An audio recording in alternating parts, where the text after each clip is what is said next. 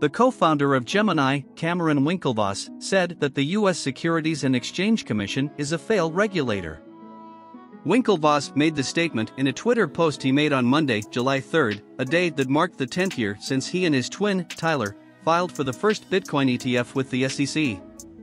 In the post, Cameron Winklevoss described the refusal of the regulator to approve the Bitcoin ETF as an utter disaster for investors in the United States. He wrote, "Today marks 10 years since Tyler and I filed for the first spot Bitcoin ETF.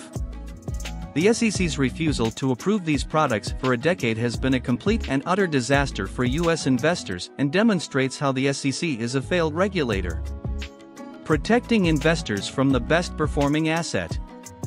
He said he came to the conclusion because the SEC, which claims that its objective is to protect investors, ended up protecting them from the best performing asset of the last decade.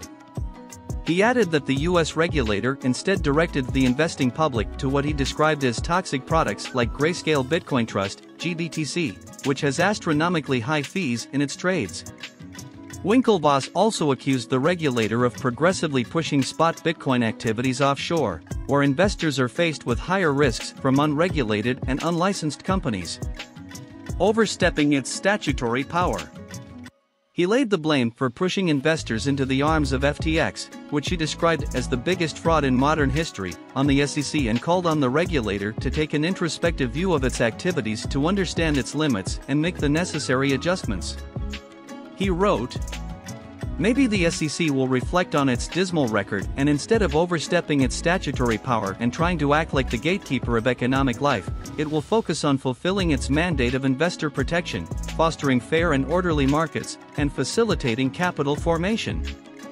This would have led to much better outcomes for U.S. investors." He further gave a thumbs up to the crypto activists and enthusiasts who are working hard to bring the spot Bitcoin ETF to life in the U.S.